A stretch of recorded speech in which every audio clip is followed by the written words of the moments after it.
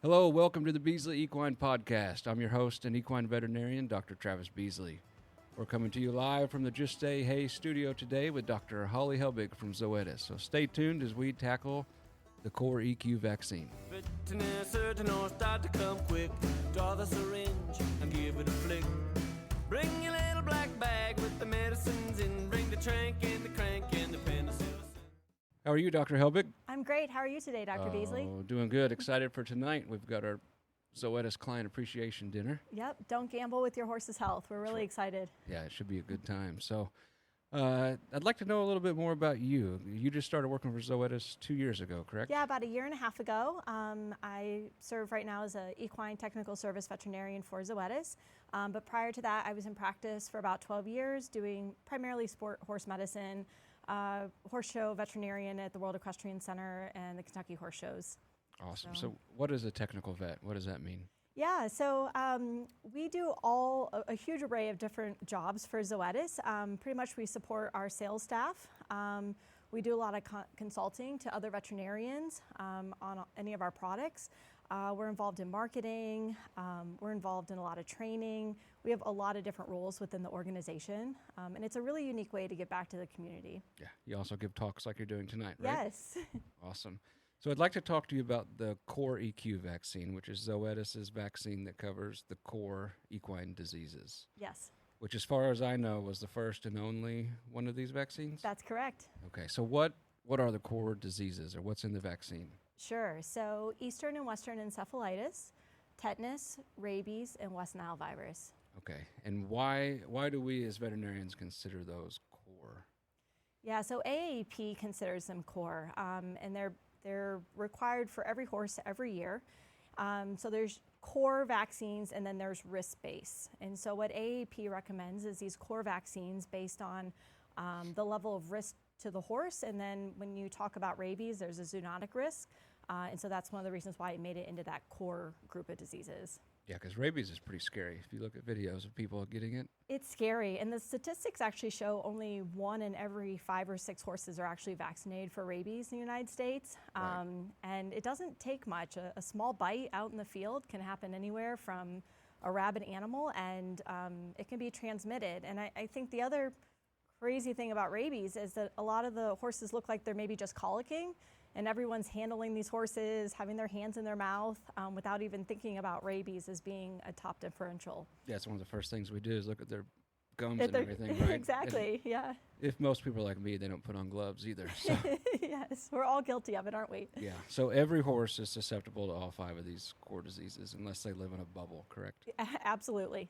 Yeah, so our population here, we do the core on everything, and then the rhino flu and then other things based on risk, but we have mosquitoes most of the year, and the West Nile, Eastern, and Western encephalitis is all mosquito transmitted, correct? Absolutely, yes. Yeah, so what about, we do it once a year. Some horses that go to other parts of the country in the winter, we do it twice a year. Is it just once a year? Do you recommend it twice for people that have mosquitoes more often? Or? Yeah, so AAP recommends once a year annually, and the vaccine does have pretty good efficacy as far as covering that annual vaccine. But I will say a lot of horses, especially in my practice, that would travel to Florida where mosquito season was prolonged, we would vaccinate them in the spring prior to that vector season, and then again in the fall, just because that season is prolonged for them that are traveling south. One question we get from people as far as boosters, or if they buy a horse, we don't know when it was vaccinated or with what. Like, we don't want to over-vaccinate. Is that a thing with horses, over-vaccinating? I don't believe in over-vaccination. I don't know what your personal take is on it, but I think a horse of unknown vaccine status should be considered starting naive, starting over from the beginning. Yeah, that's what we do. I tell them the only thing that's going to hurt is your checkbook if it exactly, doesn't need it. Yes. Or if we know it has a reaction to vaccines or something. So this was prior to the core coming out. We would vaccinate for everything in it plus the rhino flu, and we ended up giving every horse 3 shots. Correct. And it seemed like, when we had that conversation about rabies with the owners, another shot, how much is it, this and that. So when we switched and we just told them, hey, it's all in one, like the acceptance of that was so good that it was just still 2 shots, and they also got that. So how did they get everything in one cc, all 5 of those things? Yeah, it's the pretty rabies impressive. 2 cc's we were given. Right. The rabies, I don't know if you gave IMRAB back Yeah. in the day, but it was 2 mLs, right? And it was always in a separate, or it'd be combined with Potomac. But they designed this in 2018. Our director, Dr. Nathan Voris, was one of the prime leaders on this. Exactly how they got it all into 1 ml, that's way above my pay grade. Right. I'm not that smart to be able to condense it down, but I do know that they add it to something called Metastem, which helps to reduce the amount of antigens that are actually in the vaccine to make it a smoother, less reactive vaccine. That Metastem is actually made of shark liver oil, which is kind of wow. crazy. Yeah, interesting. And they use it, it's so safe, they use it in neonates and geriatric patients on the human side. But it offers a lot of benefits, like I said, to help with reaction, side effects, being able to reduce that antigen load a little bit within that vaccine, as well as, a really good, cell and humoral response to the antigens. So So you said it was in 2018? yes, So it's been out 7 years. 7 years. Yeah, we're celebrating year 7. Yeah. So with the Metastem and the lower antigen in there, I would imagine the reaction rates are lower. Yeah, so in multiple field studies, the reaction rate, they were 99.7% of horses were reaction free. Okay. Another thing that's unique to this is there's microfiltration 5 times to help make it very pure without a lot of excess proteins in it. Okay. Yeah, it mixes up really easy. Very Like easy. There's nothing to it. And I went back and looked at our numbers, and I think it was last year. At the point I looked, we had vaccinated, I think, 700 horses, and there Wow. was 2 that had reactions. Okay. And both of them told us before, like, hey, we used to use this product, it reacts. We just knew they were going to react. So that's Yeah. 0.28%. So Yeah. that's consistent with what you guys found. Excellent. And both of the reactions were just low-grade fever. One kind of got a stiff neck, a little bit of NSAIDs got him over it. Is that pretty typical for the... Yeah, I think it's really important to talk about that. Just like in humans, when we get a vaccine, you might get a little bit of muscle soreness, low-grade fever can occur, a bump for a few days. Obviously notify your veterinarian. They should notify you if that happens. Some people report that the horse might just be a little dull, just a little quieter than normal. And that's normal. We expect that from a vaccination. Yeah, same thing with me if I take the flu shot. Like, I can just know Me the too. next couple days. That's why I've put it off this year. And now it's already here, so too little too late, which I guess we could talk about that. If a horse has never been vaccinated with the core, it's a series of 2 shots initially, correct? Initially, yes, So we give one, then roughly a month later we give a second. exactly. And then how long after that do we consider them fully vaccinated? Yeah, so, believe it or not, even after that first vaccine in a naive horse, there will be a little bit of immunity that is built up. The reason we go ahead and vaccinate again 3 to 4 weeks later is to really help fully protect that horse. Now, I'll say that with disclaimer, no vaccine is 100% efficacious, right? We all know that there can be breakthrough in efficacy, but that second vaccine helps to build up the antigen load in order to provide a lot more protection. After that, the horse can be vaccinated yearly with Core EQ and be able to sustain good coverage. Yeah, that's great, because we get a lot of questions of, we don't know, we just got the horse, but we want to go to a horse show or go somewhere, and it's always a question of, because I talked to my doctor the other day, because at my kid's school there's the flu, Yes. and my wife's been on me, and we got to get vaccinated. I was like, I don't know if it's going to do any good. And he basically told me with the flu shot in people, it takes 14 days before you even Yeah, get there. and coming from the horse show world, I always recommended horses be vaccinated at least 14 days prior to traveling or going to any type of competition. As we know, that can really stress animals. So first of all, 14 days gives them enough to build an immune response. And then secondly, vaccinating the horse, which can affect their immune system a little bit, and then also traveling and competing can really not be in the best interest of the animal, right? Yeah. And we work on a lot of show horses, but we get a lot of trail riders in this part of the country too. Same thing. They're still trailering, that stress of movement and going to a different location, different water sources, still can stress the animal. So Yeah, and really good point. Most of them at the campgrounds, like even if it's not a show horse, campgrounds, I mean, it's just like a showground. Like Yeah. they're jammed in there, they're riding with strangers. Yep. Some people don't have any courtesy and let their horses do whatever they want, drink out of whatever bucket. Even at the big horse shows, that happens too. Yeah, I'm sure. So let's talk a little more about the core diseases. Sure. Rabies, West Nile, tetanus, Eastern and Western equine encephalitis. Yes. This part of the country, we will mainly be worried about West Nile, rabies for sure, tetanus. We don't see too much of the encephalitis here. Yeah. I mean, I don't know if that's because of our mosquito season a little bit shorter than other places, but luckily we don't see too much. You're lucky that Yeah. you don't see too much of that. Yeah. More on the East Coast and down in Florida, I feel like they report it quite a bit. Yeah. What do the Eastern and Western equine encephalitis look like? Yeah, what do they look like? So those horses typically are febrile. Actually, Eastern, Western, and West Nile kind of all look a little bit the same, right? They can be febrile, dull. Some of them can have, neurological type side effects, ataxia. They can be down and recumbent. It's a variation of clinical signs, but most of them start out being febrile. Yeah, and it's the West Nile we've seen, usually by the time you get an actual diagnosis, it's either going to make it or not. Yeah. And the treatment's kind of the same for all of them, right? Supportive care. It's suppurative care, right? And fluids, NSAIDs, and taking good care of the animal. Yeah. What about tetanus? I know last year we had, I think, 3 or 4 cases Okay. of tetanus. I saw 2 in person. I got videos on the other Okay. 2. One I know of made it, but it was a monster draft horse. Okay. And I think maybe its body size just diluted it, and it somehow survived. It made it. And I'm 99% sure it was tetanus. The other one's not a chance. Yeah. So what did you see clinically? The one had a puncture wound, and when the guy called me, he described a coffin joint injection, Okay. but it was like 10 days ago. Yeah. And then he got a ride, he got it in. I mean, classic sawhorse. His tail was sticking out. He'd already aspirated. He couldn't breathe. Third eyelids. Prolapse third eyelid. Yeah. Yeah. I mean, it just textbook tetanus. I think. Go ahead. The other one was a video that got sent from a horse in pasture, and it kind of looked textbook, and when they excited, it just like fell over. Oh wow. All the horses we saw were not vaccinated. Yes. Yes. Um, So we were talking about the survival rate of tetanus, and for unvaccinated horses, about 75% of them mortality, 75% in these horses that are unvaccinated. So I always think of tetanus as such a cheap, small vaccine that every horse should have absolutely every year. And I think it's important to remind the audience that we don't have antitoxin anymore.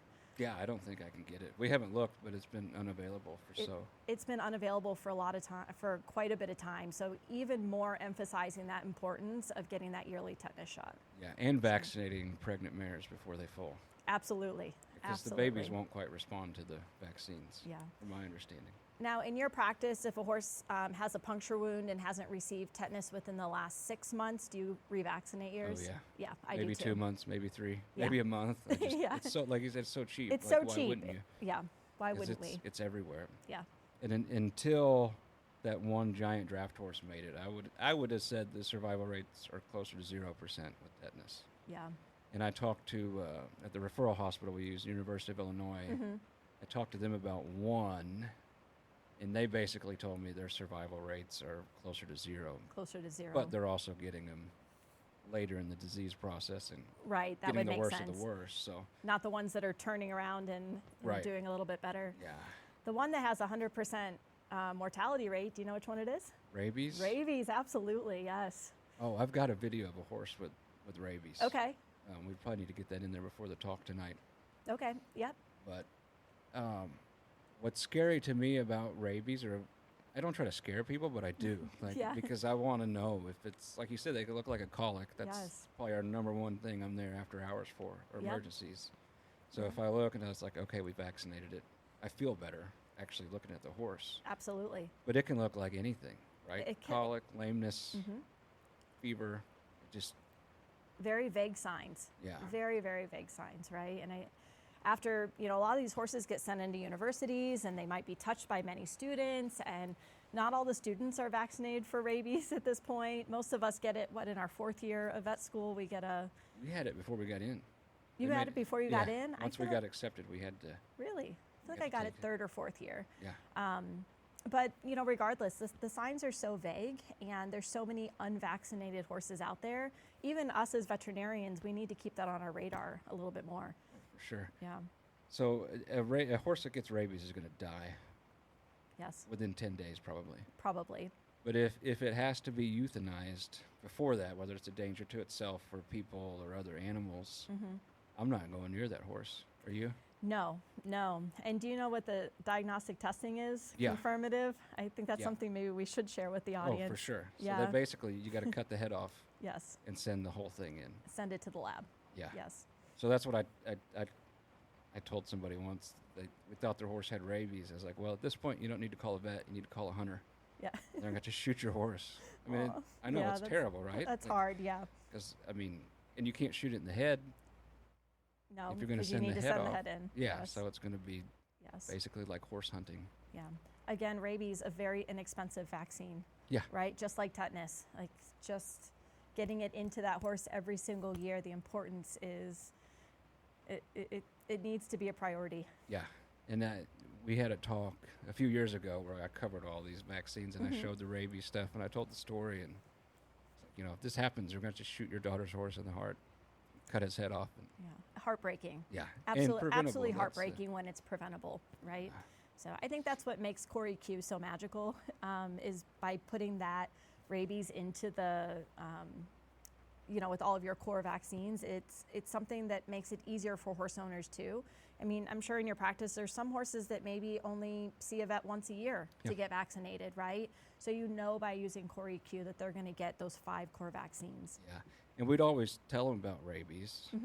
Oh, what's that cost? But now that it's all rolled into one, makes it easy. Yeah, it's so much easier. I was so glad when that happened. And it seemed like the 2cc rabies we were using had more reactions. Yeah, I think it goes back to that metastam Yeah. that's included in the Core EQ to help bring the reactions down. Because you're right, rabies can be a little bit reactive. I agree in practice myself. I used to give rabies plus Potomac, and it was almost always the more reactive one. Yeah, we always did rabies in the right. Rabies on the R&R, rabies on the right. Yep, so and you tell the which one it owners. reacts to. Absolutely. Yeah, so what happens? No vaccine's 100% effective. Nope, just Obvious. like COVID. Yep. Yep. Yeah, and the flu, or human side. So what happens if a horse is properly vaccinated? And the other thing we should mention, this has to be given by a veterinarian. Yes, it's actually only sold to veterinarians Right. for a reason. In most states, and actually I looked up Illinois before I came, and rabies has to be given to cats, dogs, and ferrets by a veterinarian. The rest of the species actually do not have to be provided by a veterinarian. But I would say majority of states out there, rabies must be given by a veterinarian for public health reasons, for record keeping. And you can't buy this vaccine on purpose in a feed store because Zoetis wants to support the veterinarians and make sure that it's in the right hands and handled correctly to help keep adverse reactions down, increase compliance. For all of those reasons, it's really important that your horse gets vaccinated through a veterinarian. Right. And I think we're going to go forward and talk a little bit more about a huge benefit. Yeah, so luckily this hasn't we've had it with other companies, horses passing through, but say I vaccinate a horse properly and say it comes back a few months later and I think it has West Nile. What happens with you guys as a company for backing up the vaccine, and what do we do as owners or vets at that point? Yeah, so we have a really amazing team of veterinarians. They're part of what's called VMIPs, in which you could call the case into VMIPs, and we offer something called an immunization support guarantee. So this does not cover, simple vaccine reactions such as, low-grade fever, bump, things like that, but it does cover up to $5,000 for a break in efficacy. And that $5,000 could be used towards diagnostics as well as treatment that might be required for a horse. So, and again, that's just for a break in efficacy that Zoetis will stand by their vaccine. Okay, so if I think it has West Nile and we test it and it does, and we throw the book at it, you're good. We're up to $5,000. Yes. Which most of the time it's less than that. Most of the time it's less than that, yeah. And they're not going to cut you a check for, the remaining amount of the $5,000. Right. But whatever it would cost, up to $5,000 for diagnostics as well as some treatment. Yeah, a friend of mine in Georgia, he works for a bunch of barns that or Mhm. a bunch of show horses for various owners. They all use various vets, and they had I think it was a flu outbreak, which your flu vaccine has the same guarantee. It does, yes. But they were running fluids to a horse that was sick, and he was telling me one owner walked by and was like, almost every horse there was sick, and she said something like, "Oh, it must be nice to have the money just to run fluids." And the owner's like, "I'm not paying for this shit.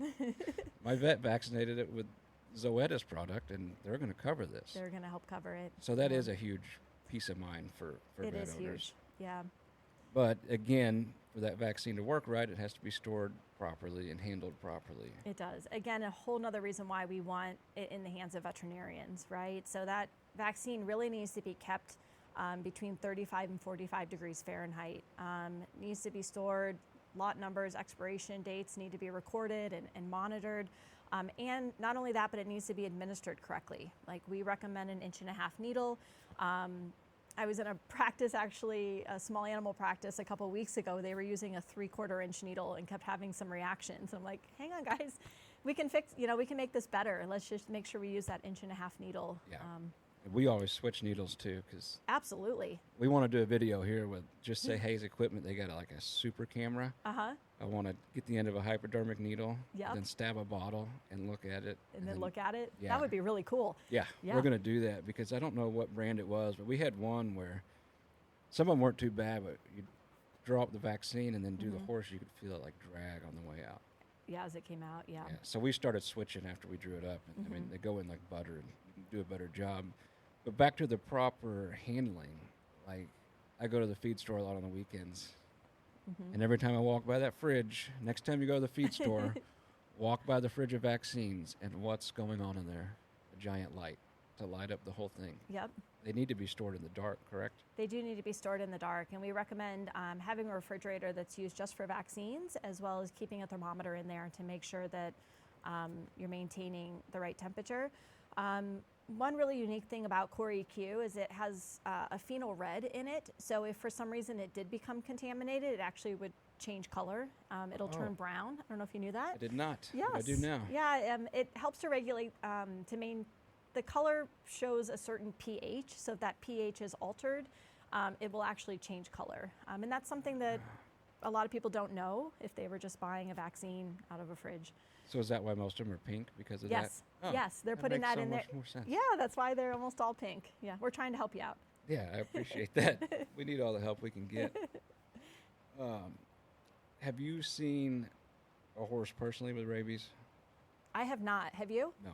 No. Well, no, nothing I know of. We had one we really thought it was, but it made it like 2 weeks or close to 3 weeks. So, Yeah, did okay. yeah. No, I actually never have, but again, I worked primarily on show horses. These horses were almost all vaccinated.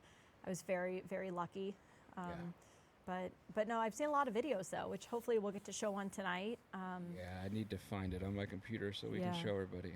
I But have a wouldn't- cool video of a fox biting a horse's heel out in Missouri, actually, and just how easy that can happen. Yeah, so how is rabies spread? Saliva. Through Mainly the saliva. bites. Yep, So- through bites, skunks, raccoons, bats, Yeah. foxes, We check. We have all that here. all of them, yes. And I think around February is like skunk breeding season around here. Yeah, and they say that spring is actually when wildlife, most of the bites occur. Yeah. So, And I would imagine the little time I spent in West Texas, the horses that got bit by rattlesnakes were mainly the young ones okay, because yeah, they're curious and they stick their nose right where it Yeah. doesn't belong. What did those guys look like? Just completely Oh yeah, swollen. swollen up. Yeah, we trouble breathing? lost one that came in and its head. I mean, we could hardly get the halter off because it was so Wow. swollen. We're assuming it was a rattlesnake, but that's always scary. Yeah, for sure. What else do we need to talk about? Zoetis. Yeah, you're gonna, As far as vaccines, not at this time. Nothing. No new major updates. There's been a lot of clinical studies in regards to Prostride, our regenerative medicine device. So there's been a lot of studies that were out within this last year, but on the vaccine side, not at this time. yeah, yeah. if it ain't broke, don't fix it, right? Yeah. Other unique thing about Core EQ is it's safe in 3 months of age and older, Oh, and it's the yes, only one in that you can administer to mares in the 3rd trimester.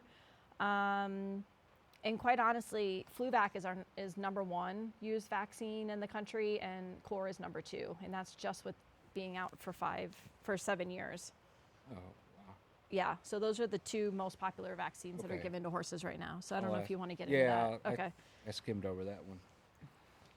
So when can we start vaccinating horses for this? I mean, we said early newborn foals, they don't really respond to vaccines. So Right. Hopefully, newborn foals are getting their antigens through the colostrum Right. from mares. And actually, there was a study done in Haggard. We used to start vaccinating foals specifically for rabies more around 6 months of age. And after the study that was done at Haggard, we found that their antibodies were really decreased. Actually, by 4 months of age, they really needed to be vaccinated. So we do have some safety around foals being vaccinated as early as 3 months of age with core EQ. And it's also the only vaccine that's safe in the 3rd trimester for mares. yeah, because that's part of our protocol for pregnant mares is we give that one about 30 days before they foal. Hopefully Yes. they foal when they're supposed to. Yeah. And then we'll come back somewhere in that 4 to 5 months and start Okay. theirs. Usually around the time we castrate some of them. Yeah. So around 4 months is, even AEP changed their guidelines because of the research that was done with this vaccine from 6 months down to starting at 4 months. Now, Yes. I think AEP says 4 to 6 months now, Okay. So the guidelines were changed based on, based on The the research for this research one. that was done around this. Yeah. I bet you're proud of that. Yeah. Well, I mean, that's important data that we need to know, Yeah. right? To better quality of life for the foals. Yeah. So if we vaccinate a mare a month before it foals Mm-hmm. with this, the antibodies go through the milk Yes. essentially, and the baby gets them, and they're good Yes. for 3, Yes. 4 months. As long as the foal is suckling and getting the colostrum, yes, they should get antibodies to help protect that foal for the first 3 to 4 months of life. And what's our time frame on that? If say we get a dummy or something that doesn't nurse, or the mare won't let it nurse. Yeah, so exactly. I will tell you, foals is not my specialty, but I think people are probably starting to vaccinate a little bit earlier. They're obviously going to administer plasma that would, provide those antigens to the Right. foal, right? But they might start considering vaccinating closer to 3 months of age. Yeah. So But if you look at the cost of the core vaccine versus running IV plasma to a newborn, it's Yes. a no-brainer. yes, we were actually at a breeding facility yesterday in northern Illinois, and they were saying the cost that they want to run 2 bags per foal, and that the cost was close to $800. Yeah, I believe Yeah. it. We run one mainly, depending on the case, and we're around that 500. So, Yeah, but a lot of that's getting the time. getting all the equipment in and getting it prepped and all of Yep. that. Yeah, so Plasma's that not cheap. plasma is not cheap at all, and it takes a lot of time. Yeah, Yeah, it's liquid gold. it is. It is. So the other thing I'd like to pick your brain on, because you were in private practice for 12 years, right? I was, yes. Were you solo or with a So practice? I was solo. I had 2 associates at one point. One had moved to Florida to practice down there, and another point, one of them had gone into small animal medicine. So running an equine practice has its challenges for sure, Yes. as you know. Mainly after hours. I've been solo for 3 years now. Yeah. I've got one coming back in 2026, Okay. but I'll probably be by myself till then. Yeah. And I think everybody listening to this, if they have horses, have probably been in a predicament where they can't get a hold of a vet. Yeah. So all the more reason to have your veterinarian come out annually to administer vaccines, because that builds that relationship and rapport with your veterinarian. So in case of an emergency, you're going to be in a much better situation of trying to get somebody out there. Yeah. I had to change my voicemail a while back to active client. Yes, active clients. Because- Exactly. I mean, there's not many of us vets left, Yes. and people are leaving at an extraordinary rate, and Yes. the vet schools aren't making enough of us. I don't know why. I don't know if they're discouraging them or if there's some... I don't know. I think a lot of it has to do with quality of life and sign-on bonuses in small animal practice. But the recent statistics out of AEP in 2022 showed us that most of the graduating classes are about, mine was at 130. What was yours at? 110, I think. 110, yeah. So they're saying a little over 1% of those students that graduate are going directly into equine practice. about 4.5% of them are going into further training, which might be an internship or a residency, some sort of further training. But then after 5 years, 50% of those students are going either into small animal practice or leaving veterinary medicine. Yeah, and I think some of that student loans. Student loans, yeah, I believe the most recent data was a little over $200,000 that the students are coming out with. Yeah. So I see how it could be very appealing to have a very large sign-on bonus and A 4-day work week, no on-call. on day one, yes, from a small animal practice. And a lot of these small animal practices are going corporate, which allows the ability to offer more and more benefits, right? And so for that reason, there's been a lot of initiatives that AAP has put together for sustainability of equine students and then sustainability of keeping them in practice. But as you and I both know, running a private practice is hard. I mean, we sleep with our phone, Yep. right? You don't really get a full night's sleep because you're worried that the phone might ring and that there's an emergency. And I don't know about you, I loved being in practice. Oh, it's great. I absolutely loved it. I absolutely loved it. But one of the things I'll throw out there is I really appreciated when clients would try to text or contact me during business hours, Yeah. right? I mean, that was something that for me was really a game changer. I kept the same phone number, whether it was day or night. I don't know if you have an emergency line. No, it's our clinic, but we use an app so people can, if they call us during the day, it can go to any of our cell phones we set it up to or the main Oh, that's nice. computer, and we can Yeah. text from all of our computers, Yeah.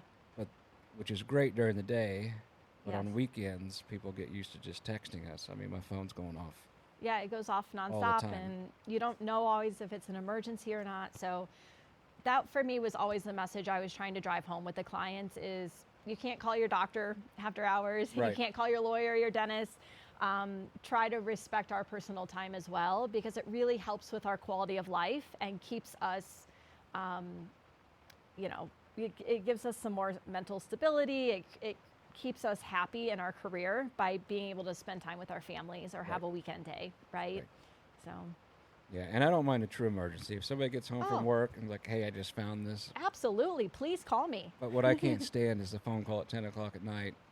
Yeah, I've been colicky all day. We gave it Banamine and Yeah. walked it for the past 8 hours. Yeah, yeah. And Or at got least some- call me at 4 or 5 and say, hey, I've had one colicking, just giving you a heads up, we might have to Right. call you later. I always appreciated those phone calls. Yeah, but then you just get looking at your phone every 5 Yeah. seconds. Yeah. I don't know. For me, that was the one thing that I really helped me try to set boundaries. And I got to the point where if it was non-emergency, I wouldn't respond. That's what I do. Yeah. Or if it can So, wait, it just waits. We're not trying to be rude. We're just trying to balance our lives so that we Right. can stay within this profession, right? Yeah, and I got 2 little kids, so Yeah. they'll be quiet for a long time. As soon as I get on the phone, they lose their minds, and I Yes. can't talk. So being able to text from my cell phone, but through the clinic number is Really is nice, beneficial. too. Yeah, That's really cool. I like that. yeah, it's good. And if somebody says, "Hey, I got a cut," Mm-hmm. okay, shoot me a picture. Okay, Yeah. we can do that tonight, or it can wait till Yeah. tomorrow, or there's nothing we can do. Wrap it, Yeah. as it had a tetanus shot. I think us as equine veterinarians, we need to keep encouraging students. I think it does lay on us a little bit of being positive about the profession, encouraging them, to get interested into it. I know I had really wonderful mentors, and that's the reason why I went into equine medicine. To try really hard to be a mentor to others. It sounds like you have someone graduating Yep. in a year or two that you're mentoring. These programs are important. So a message to any of the students that are out there that are interested in equine medicine is to find a good mentor, Yeah, right? Someone who will not blow you off, someone who will take you under their wing, and and someone that has fun. This is a Yeah. fun job. it's so fun. Yeah, It's we so have a fun. blast. We just decorated a banquet hall like a casino for it. I know, I Client can't wait. appreciation dinner. I can't But wait. no, we do have a lot of fun during the day, and sports medicine's what I like. That's what gets me out the door in the morning. Yeah. Which we do everything, but so I think it's finding your niche too, what you really, really like. And I think some of the shortage of vets in rural areas is because of like budget constraints too. Yes. Like if all you got called out to was disasters and One owners after don't another. have money, I mean, I'd get burnt out too. Yes. But like the fun stuff for me is working up lameness and being like, I think like the pro stride's going to be really good in this type. Okay, do it. Yeah. And then really seeing that horse do good after that. Yeah, But it's very rewarding. I don't know about the state of Illinois, but in Ohio, if you practice in a rural area, the government will actually give you, I think, up to $20,000 a year towards your student loans. Do you guys have that in Illinois? I don't think so. They just take money. They just take your money. Yeah. Yeah, don't get me started on A lot Illinois. of states do have programs, so for veterinarians practicing in areas of low income, rural areas, or shortages of veterinarians. So, Yeah. Illinois may have that, but I seriously doubt it. yeah, okay. We won't. If I didn't have a practice to come home to from Texas, I would have never moved Yeah, back to Illinois.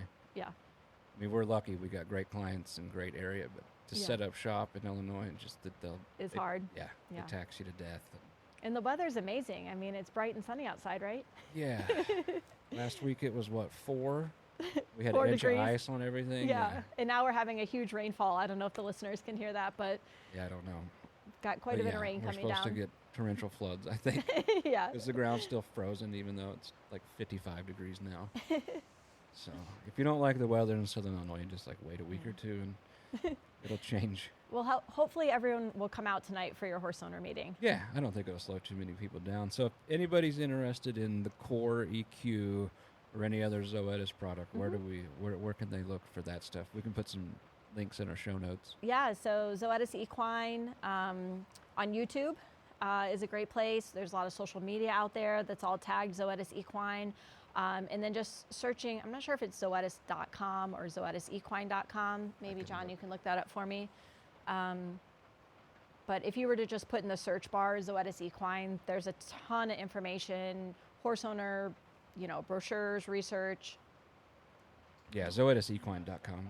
Yeah, zoetisequine.com. And you guys got some really good like customer brochures and pamphlets we hand out.